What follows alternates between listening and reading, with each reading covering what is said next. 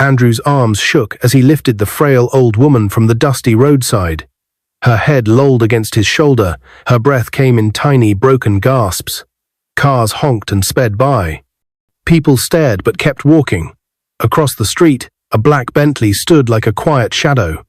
Beside it, a tall man in a white caftan and red cap watched, eyes steady, face unreadable. "Please, hold on," Andrew whispered to the woman. Her fingers twitched against his shirt. He looked up, lips dry, heart racing. He felt alone until the Bentley's engine purred and rolled toward him. The back door clicked open. The tall man stepped out, calm as still water. "Young man," he said in a deep, gentle voice, "bring her. We're going to the hospital, now." Andrew froze. He didn't know this man. He didn't know if he should trust him. But the woman's breath was fading like a candle in wind. "Quickly," the man urged, turning to the driver. "Open the door." Andrew nodded and took a step. Then the old woman's breath hitched and stopped. The world went silent. That morning, nothing felt special. Andrew had dragged his tired feet out of a dusty factory yard, his shirt stained with machine grease and sweat. His stomach rumbled. He had not eaten since the night before. He had counted the coins in his pocket, barely enough for Gary. Still, he kept walking, eyes on the ground, thinking of the dream that would not die inside him. He wanted to be a pilot. He wanted to touch the sky, but life had been hard. The day his parents died in a robbery, the light in his house went out. His uncle came, wearing a sharp smile and big promises. He said Andrew's father owed him money. He sold the house and threw Andrew into a small room behind a mechanic shop. The dream of flying felt like a bird trapped in a cage with no door. Even so, Andrew did not stop working. He fixed engines. He carried heavy boxes. He learned the names of nuts and bolts, the way other boys learned football heroes. He kept a picture of a plane in his pocket, folded, torn at the edges. Every night he pressed it flat and told himself, one day. As the sun burned low that day, the street felt like it was melting. Tires hissed on hot tar, hawkers shouted. A keke stalled, and people yelled at the driver. Andrew tried to take a shortcut home because hunger made his steps slow. That was when he saw her. At first, he thought it was a pile of clothes by the gutter. But the clothes moved barely. He blinked and saw a woman in her 80s, thin as a broomstick. Her blue ankara was torn and muddy. Dust covered her feet. Her grey hair stuck to her face like cobwebs. People walked past, giving her small looks, and then turning away as if the sight hurt their eyes. Andrew's heart thumped. He looked at his coins again. He looked at her chest, rising, falling, rising, then stuttering. The crowd kept flowing like a river around a rock. "Madam?" he said softly. He knelt beside her. "Can you hear me?" Her eyelids fluttered. Her lips moved without sound. "Please," Andrew whispered. He tried to lift her head. "Help." He called to a man carrying a bag of bread. The man hurried faster. Andrew called to a woman selling oranges. She said, "I no get time," and kept walking. Andrew looked up and down the street. He tried to wave down a taxi. Two zoomed by, a third slowed, saw the scene, and sped up again. Andrew's chest tightened. He set his jaw, slid his arms under the woman, and lifted. She was light, too light. He felt bones through cloth. Her head dropped onto his shoulder, and a small sound slipped from her lips, like a sigh. "Don't worry," he said, his voice shaking. "I've got you." Across the street, the black Bentley had parked quietly. Andrew didn't notice it at first. He was too busy holding the woman and trying to flag a cab. But the car door opened, and a tall man stepped out, white kaftan, red cap, polished shoes that didn't touch the dust. A driver slid out from the front seat, quick and alert. The tall man watched for a moment, his eyes sharp, his face thoughtful, like someone seeing a picture and understanding the story behind it without a single word. "Sir," the driver said, "should we?" "Wait," the tall man said softly. Andrew tried again. "Taxi, please." He waved one-handed, the woman settling deeper into his hold. A tear burned at the corner of his eye. He blinked it away. He was just a factory worker. He had nothing. But he could not leave her there. The tall man's hand tightened at his side. He nodded once, as if he had made a decision in his heart. "Bring the car," he told the driver. The Bentley rolled forward like a smooth black river. It stopped beside Andrew. The door opened. "Young man," the tall man said, voice deep and calm. Bring her in. We're going to the hospital. Andrew hesitated. He glanced at the car's shining body and the gold cufflinks on the man's sleeves. He thought of lies and tricks he had heard about. He thought of all the times life had handed him pain. He stared into the man's eyes, steady, kind, sure. What is your name? Andrew asked, holding the woman tighter. Williams, the man replied. Chief Williams. Please, there's no time. The woman's breath fluttered, then went thin and slow. Andrew swallowed hard. He slid into the back seat with her in his arms. The driver shut the door gently and jumped into the front. The car smelled like leather and clean air. As they pulled away, the city blurred past. Andrew felt the hum of the engine under his knees. He kept his eyes on the woman's face. He counted her breaths. Chief Williams turned slightly. What made you stop? He asked. Many people walked past. Andrew looked up. He could have kept quiet. He could have said, I don't know. But something about the man's voice opened the door in Andrew's chest.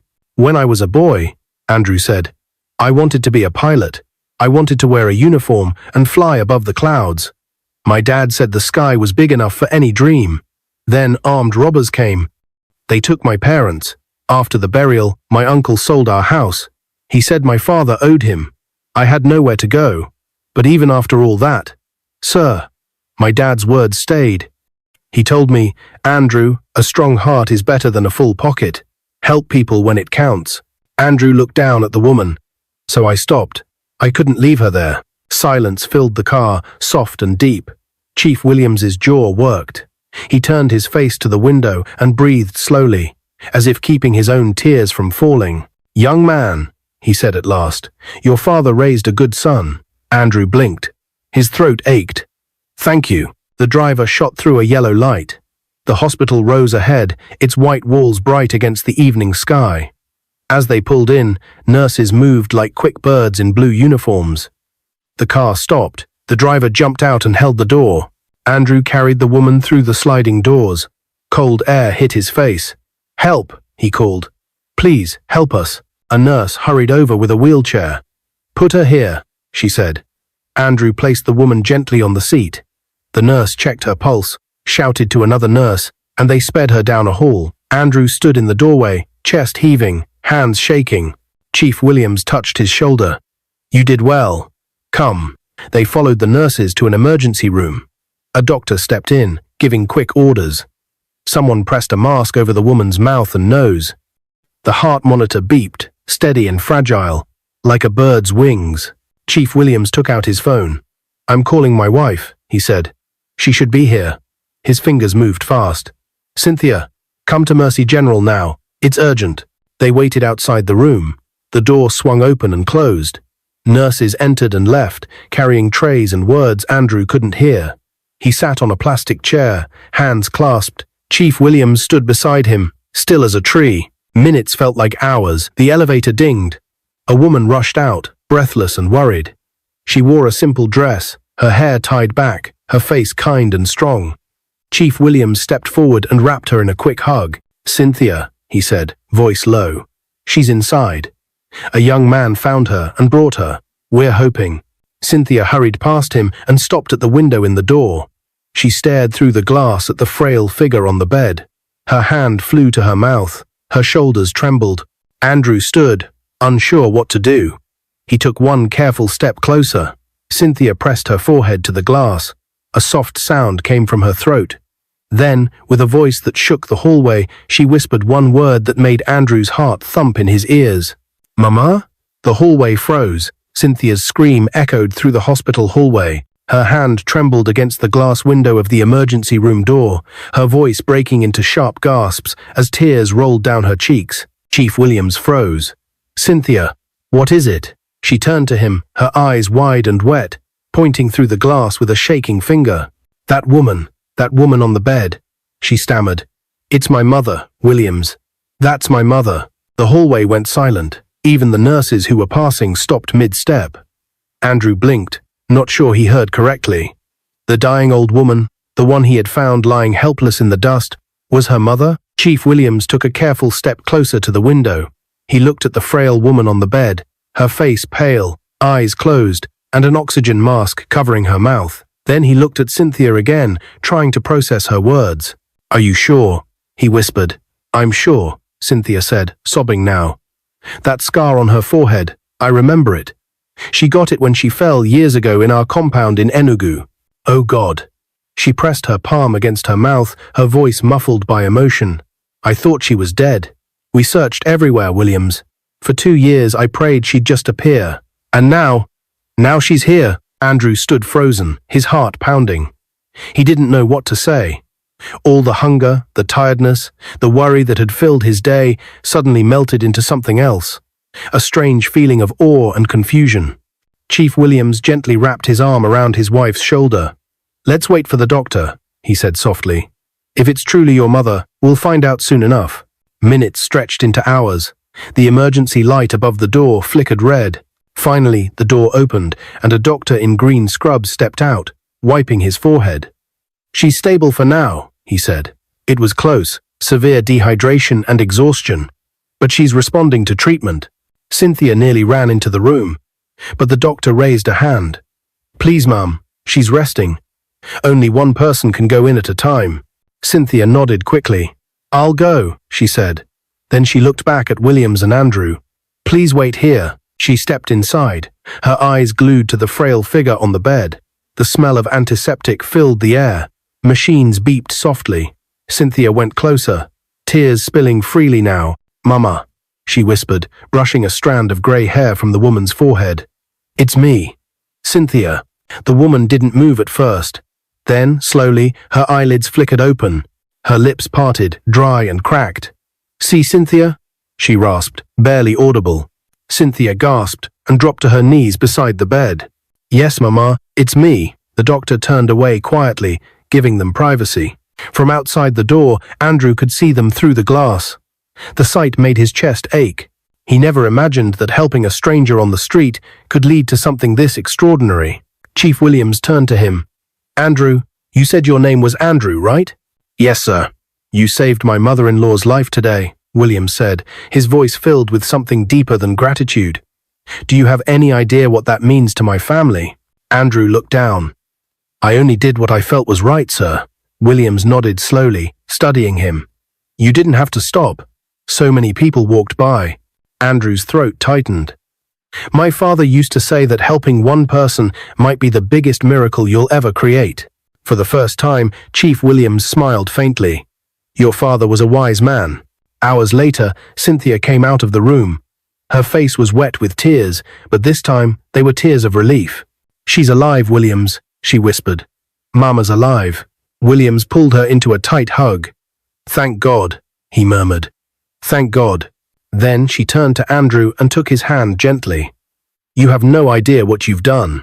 You didn't just save a woman. You brought my mother back to me." Andrew shook his head. "I'm just happy she's safe now." Cynthia smiled weakly. "You must stay for a while. Please. You can't just disappear after this." Andrew hesitated. I don't want to cause any trouble." "You won't," Chief Williams assured him. "In fact, I insist. We owe you that much." That night, as the hospital quieted down, Andrew sat alone in the waiting area. He thought of how the day started with hunger and exhaustion and how it had ended with something that felt like destiny. He looked at the ceiling and whispered, "Maybe my father was right after all." He didn't know that, at that exact moment, Madame Olivia, the woman he had saved, was dreaming. In her dream, she saw the face of a young man lifting her from the ground, his eyes full of kindness. When she woke the next morning, her first question was, "Where is the boy who carried me?" 3 days later, the hospital discharged her. Madame Olivia was still weak, but could now sit up and smile. Cynthia and Williams stood on either side of her, joy written all over their faces. Andrew stayed by the door, shy and unsure if he should be there. "Mama," Cynthia said, turning toward him, "this is the young man who found you and brought you here." Madame Olivia looked at Andrew with watery eyes. "So it was you?" Andrew nodded quietly. "Yes, ma'am. I saw you on the ground and I just couldn't walk away." The old woman's lips trembled. She reached out a wrinkled hand. "Come closer, my son." He stepped forward, kneeling beside her. She held his hand, her touch light but firm. "Thank you for giving me a second chance at life." Tears filled Andrew's eyes. "You don't have to thank me, Mom." "Oh, but I must," she said, smiling softly. "I was lost.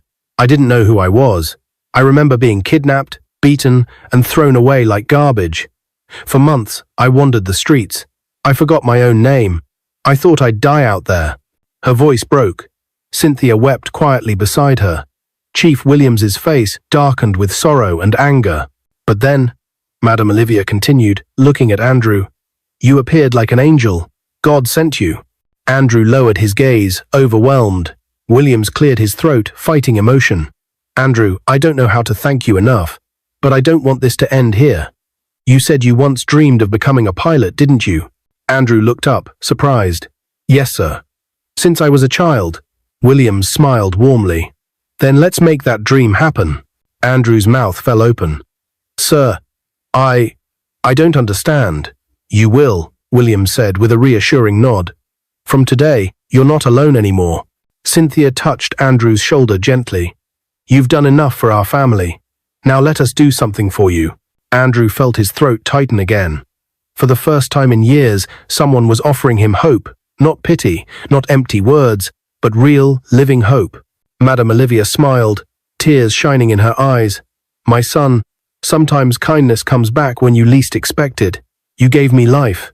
Now life will reward you." That night, as Andrew walked out of the hospital gates, the sky was clear and full of stars. He stopped for a moment and looked up at them. Somewhere out there, the same stars his father once pointed to were glowing brighter than ever.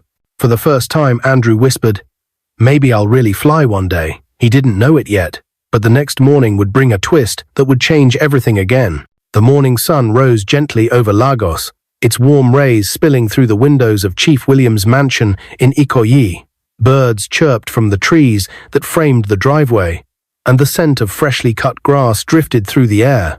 Inside, the house was alive with quiet joy. Madame Olivia sat on the couch in a white wrapper and blue headscarf, her face radiant with newfound peace. Cynthia knelt beside her, brushing her mother's hair with a small comb. Chief William stood by the window, smiling faintly as he spoke on the phone to his personal assistant. And Andrew, still a little lost in the beauty of it all, stood by the doorway, clutching a cup of tea. He couldn't believe this was real. Just a week ago, he had been another hungry factory worker, with grease on his hands and dreams that felt too far to reach. Now he was standing inside a billionaire's home, being treated like family. "Come in, Andrew," Chief Williams said, waving him forward. "We were just talking about you." Andrew stepped carefully into the living room, still feeling like he didn't belong among the polished marble floors and shining chandeliers. Madame Olivia turned toward him with a warm smile. "My son, you didn't sleep well, did you?" Andrew shook his head slightly. "I'm still getting used to this place, ma'am." Cynthia chuckled softly. "You'll get used to it soon. Williams has something to tell you."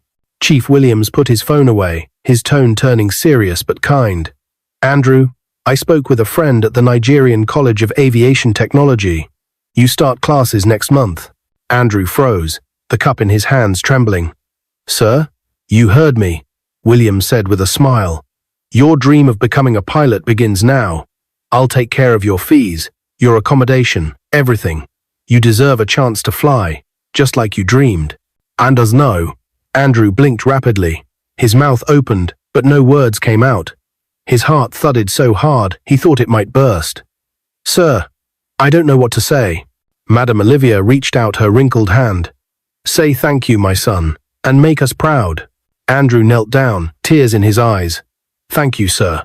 "Ma'am, I promise I won't disappoint you." Williams smiled, placing a hand on his shoulder. "You already haven't. You gave my family something money could never buy: hope." The moment was pure and beautiful. But outside, just beyond the tall black gates of the mansion, a man sat in a parked taxi, watching quietly through the tinted glass. His eyes were sharp, his face dark, and the way his lips curved into a sneer said one thing: he didn't like what he was seeing. 2 months later, Andrew's life had changed completely. The aviation school campus in Zaria was nothing like the world he came from. There were planes, simulators, instructors in crisp uniforms, and students from wealthy families who spoke in polished English. Andrew felt small at first, but his determination burned brighter every day. He studied hard, He was always the first to arrive at class and the last to leave. When others went to relax in the lounge, Andrew stayed in the lab, practicing controls and reading manuals until his eyes ached. At night, he would lie on his dorm bed, staring at the ceiling fan and whispering, "I will not fail them." Back in Lagos, Chief Williams would call once every few days to check on him. Cynthia would sometimes send food items or write short messages, saying, "We're proud of you, Andrew." And Madam Olivia, she never missed her calls. She would end every conversation with, "My son, remember, you fly with God's wings." But not everyone was happy about Andrew's rise. One evening, as Williams sat in his study going through files, his old friend and business partner, Chief Ojo, stopped by. Ojo was a stout man with a loud laugh and eyes that hid more than they revealed. "Williams," Ojo said, sinking into a chair, "I hear you've adopted that poor boy you picked from the street." Williams smiled calmly. "Adopted isn't the right word. I'm helping him. He has potential." Ojo leaned forward. "Potential? Or pity? You don't know his background. People like that, they can be dangerous. Today it's gratitude, tomorrow it's betrayal." Williams frowned slightly. "You sound paranoid, Ojo. The boy saved my mother-in-law's life. And that's good," Ojo said, raising his hands. "But don't forget you're a billionaire. You can't just let anyone into your home. What if he's after your money?" Williams chuckled softly. "You worry too much. Andrew's heart is clean. I can feel it." Ojo shook his head, standing up. "I hope your feelings don't cost you one day." As he left, his words echoed in the room, leaving Williams deep in thought. Months passed. Andrew excelled in his studies. He passed every test with distinction and became one of the most promising student pilots in the academy.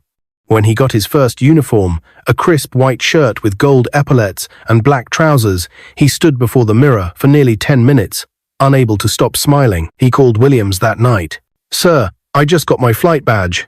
I wish you could see it." Williams's voice was full of pride. "Send a photo. Cynthia and your mother are right here." Andrew sent the picture. Within seconds, Cynthia replied, "We're crying. You've made us so proud." But as the message came in, Madam Olivia suddenly grew quiet. Her hand trembled slightly as she looked at the phone screen. Cynthia noticed. "Mama? What's wrong?" The old woman frowned faintly, her eyes narrowing at the photo. "That face," she whispered. "There's something about that boy's face." Cynthia smiled. "Of course, Mama. That's Andrew." But Madam Olivia didn't smile back. Her fingers traced the screen slowly. "No, not just Andrew. He looks so much like someone I used to know." "Who?" Cynthia asked. Madam Olivia didn't answer. Instead, she stared out the window, lost in thought.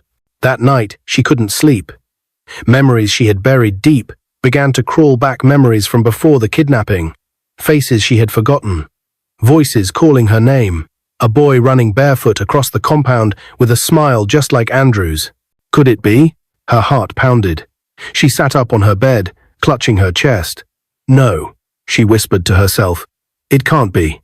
That's impossible." But deep down, something told her the truth was closer than she wanted to believe. The next morning, Chief Williams received a call from the aviation school. "Sir, this is about Andrew." Williams frowned. "What's wrong?" The voice on the line hesitated. "He's been admitted to the hospital, sir. There was an accident during flight practice, a sudden system failure. And quote, in the Anitonge." The phone slipped from Williams's hand. Cynthia screamed when she heard the news.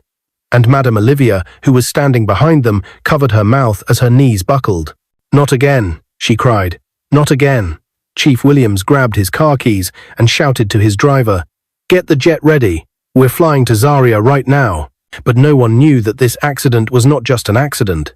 Someone had tampered with the controls, and the truth was about to unravel in ways none of them could ever imagine. The night air over Zaria was still and heavy when Chief Williams's private jet touched down. Cynthia clutched her mother's hand as they hurried off the runway, their hearts pounding with fear.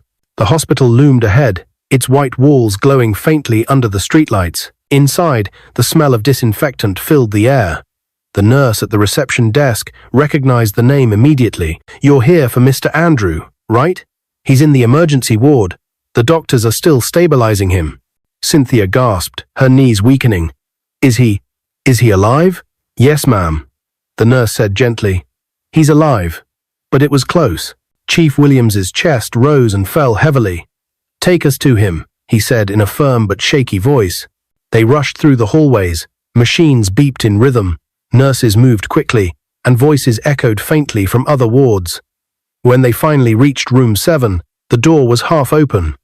Andrew lay on the bed, pale, his head bandaged, one arm hooked to a drip. His right leg was wrapped in plaster. Cynthia's tears came instantly. Oh God! Andrew! Williams moved closer, fighting to steady his breathing. He reached out, touching Andrew's shoulder gently. My boy, can you hear me? Andrew's eyelids fluttered. Sir, he whispered weakly. You came. Williams forced a smile through the pain in his eyes. Of course, I came. You scared us all. What happened? Andrew tried to speak, but his voice cracked. It wasn't. The system. Someone tampered with it. Williams frowned. What do you mean tampered? Before Andrew could continue, the doctor walked in.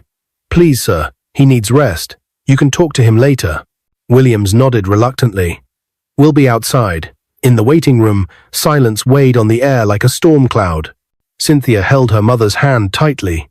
Madame Olivia hadn't spoken a word since they arrived. Her eyes were fixed on the door, her face pale and troubled. Williams, Cynthia said finally. Who would want to hurt him? He's just a student.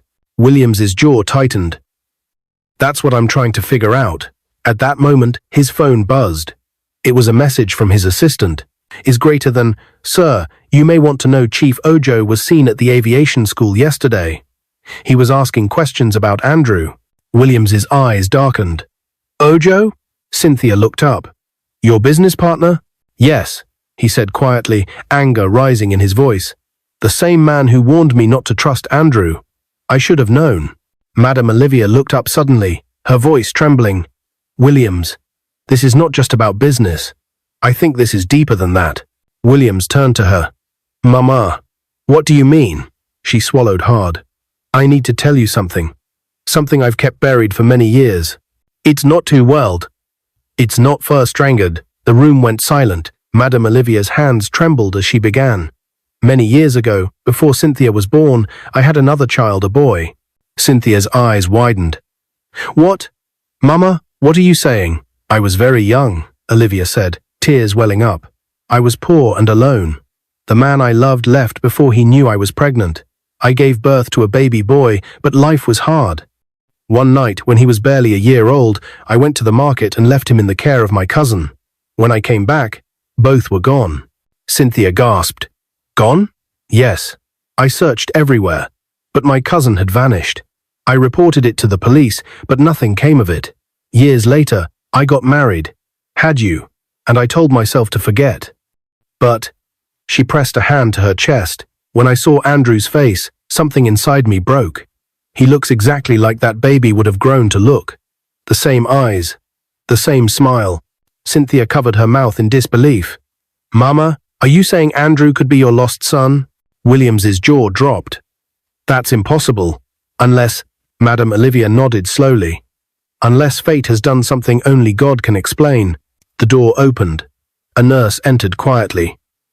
He's awake now. You can see him. They rushed back into the ward. Andrew blinked at the bright light overhead. He tried to sit up, but Cynthia quickly stopped him. Don't move, she said gently. We're here now. Chief Williams sat beside him. Andrew, you said someone tampered with the plane. Do you remember who? Andrew nodded weakly. Yes, sir. I saw a man near the simulator before the test. He wore a cap, but when he turned, I recognized him. It is enlived. Recognized him? Williams asked, leaning forward. Andrew swallowed hard. He's the same man who once came to your house, sir. The one who said you shouldn't trust me. Williams's blood ran cold. Ojo. Andrew nodded. He must have sneaked into the hangar. I think he wanted to ruin me, or worse, prove you wrong. Cynthia gasped. That's evil. Williams stood up, fury flashing in his eyes. I'll handle him. I promise. But before he could leave, Madame Olivia stepped forward. She placed her wrinkled hand on Andrew's forehead. Her touch lingered for a long moment. Then, quietly, she whispered, My son. Andrew looked up, confused. Ma'am? Tears streamed down her cheeks. Forgive me if this sounds strange, but when I look at you, I feel something I haven't felt in 40 years. I feel, my child. Andrew blinked, lost for words. Your child? Yes, she said, trembling. Before Cynthia, I had a baby boy who was taken from me. I thought I lost him forever. The room fell silent. Even the machines seemed to pause between beeps.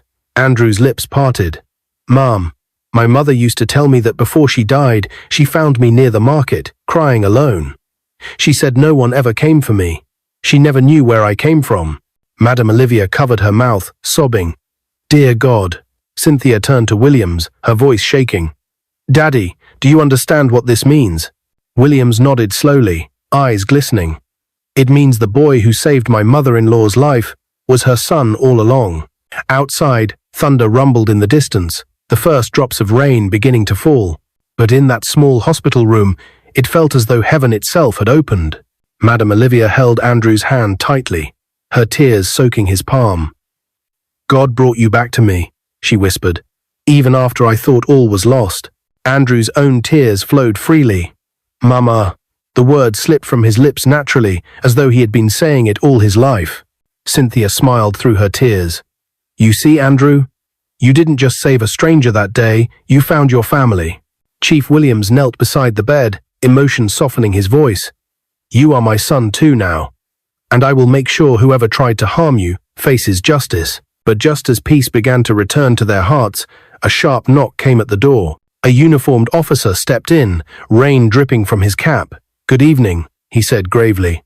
I'm sorry to interrupt, but we just arrested someone outside the hospital trying to bribe a guard to let him into the ward. Who? Williams demanded. The officer lifted a photo. He identified himself as Chief Ojo. Cynthia gasped. Madame Olivia gripped her chest, but then the officer added one more sentence that froze everyone in the room. He claims he's here to take his son. Everyone turned slowly toward Andrew, his eyes wide, his breath caught.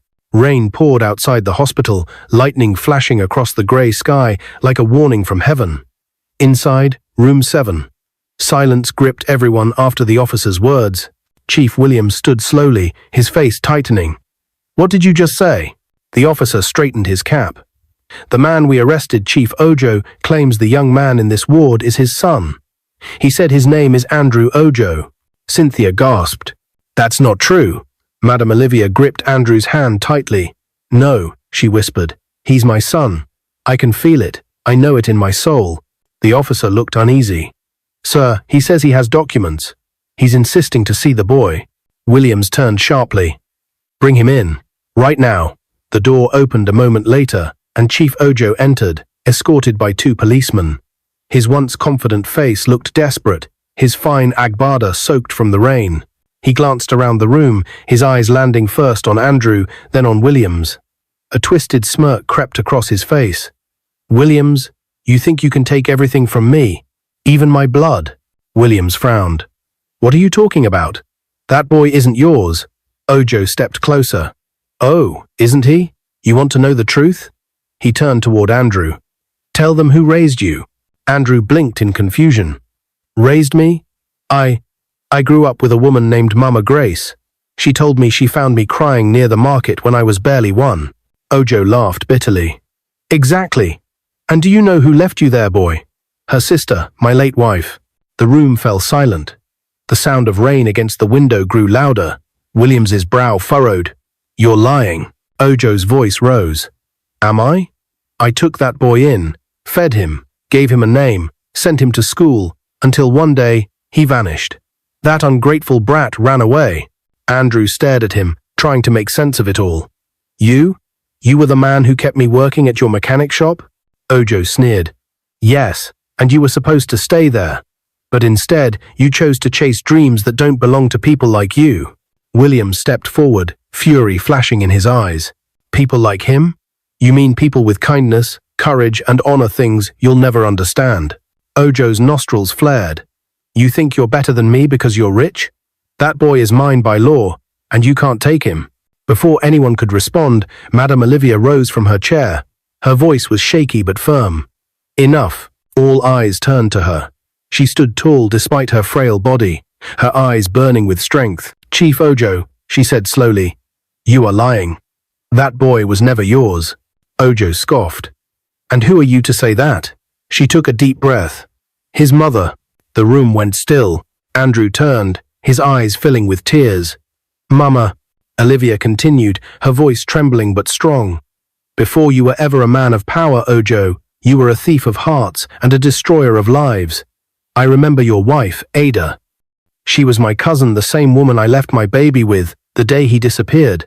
You took them both. You stole my son's life." Ojo's eyes widened. "That's a lie. It's the truth," she said firmly. "When I was kidnapped, I thought my child was gone forever. But God never forgets his promises. The day that boy lifted me from the dust, I knew deep inside I was holding my blood again." Cynthia stepped forward, tears running down her face. "We can prove it, Mama. DNA test." The officer nodded. "We can arrange that immediately." Ojo laughed coldly. "You think a test will change the truth? Fine. Do it." 3 days later, the results came back. The entire family gathered in the same hospital room where everything began. Chief Williams sat beside Cynthia, holding her hand. Madame Olivia sat quietly, clutching her rosary. Andrew stood by the window, his heart pounding. The officer entered with a brown envelope. "We have the results." Ojo crossed his arms. "Read it." The officer opened the file, cleared his throat, and said, "According to the DNA analysis, Andrew shares a 99.9% maternal match with Madame Olivia." The paper trembled slightly in his hands. "In other words, she is his biological mother." Cynthia burst into tears and hugged her mother. Chief Williams exhaled deeply, relief flooding his face. Ojo staggered back a step, his pride collapsing like a wall of sand. "No, that's not possible." Andrew turned to him, eyes full of pain, but also strength. "Sir, I don't hate you. You didn't give me love, but you taught me hard lessons. And for that, I forgive you. But you can't call me your son anymore. I know who I belong to now." Ojo's face darkened. "You'll regret this." Williams stood up sharply. "No, Ojo, you'll regret what you've done. I've already spoken with the authorities. They have evidence you tampered with the aviation simulator and bribed the school mechanic. You're finished." Ojo froze, his confidence gone. "You can't prove that." Williams handed a file to the officer. "Every camera, every witness. It's all there." The officer nodded. "Chief Ojo, you're under arrest for attempted murder and criminal conspiracy." 2 policemen stepped forward, cuffing him. Ojo struggled, shouting, "You'll pay for this, Williams. All of you will." But his voice was drowned by the rain as they dragged him away. The following weeks were filled with healing and new beginnings. Andrew recovered fully, though his leg carried a faint scar, a reminder of how close he had come to losing everything. Chief Williams kept his promise. He sponsored Andrew's full aviation education and made him part of Williams Holdings' aviation wing. Cynthia became like a sister to him, and Madame Olivia never let him out of her sight again. Years passed. On the day Andrew received his pilot license, the entire family gathered at the graduation ceremony. Cameras flashed, reporters cheered, and Madame Olivia cried uncontrollably in the front row. When Andrew stepped onto the stage in his white pilot uniform, he paused, lifted the microphone, and said, "This uniform is not just mine. It belongs to everyone who ever helped me stand again. To my mother, who found me twice, once by birth, and again by fate. To Chief Williams and Cynthia, who showed me that family isn't only by blood, and to the woman I'll marry soon, Sandra. Thank you for believing in me when I doubted myself." The crowd erupted in applause. Madame Olivia covered her face, tears of joy running freely. After the ceremony, Chief Williams whispered to him, "Your father would be proud." Andrew smiled. "You are my father now, sir." Williams blinked back tears and pulled him into a hug. Months later, the family gathered again, but this time at a wedding hall, draped in gold and white. Andrew stood at the altar in a white tuxedo, waiting. The music began, and Sandra walked down the aisle in a flowing lace gown. Beside her, holding her hand proudly, was Madame Olivia, her frail steps steady with joy. As they reached the altar, Madame Olivia looked up at Andrew, her voice trembling with emotion. "My son," she whispered, "once I thought I had lost everything, but God used your kindness to bring us all back together. Never forget, kindness always finds its way home." Andrew smiled through tears. "I'll never forget, Mama. The priest smiled warmly. You may now join your hands. As Andrew and Sandra joined hands, light from the chandeliers reflected off their rings. The guests rose to their feet in thunderous applause. And in that moment, surrounded by love, forgiveness, and second chances, Andrew finally realized. The day he stopped to help a dying woman on the road was the day God rewrote his destiny. He looked up toward the ceiling, whispering with a tearful smile, "Thank you, Father, for letting me fly." If you like this story, comment, share, and subscribe to our channel for more interesting stories.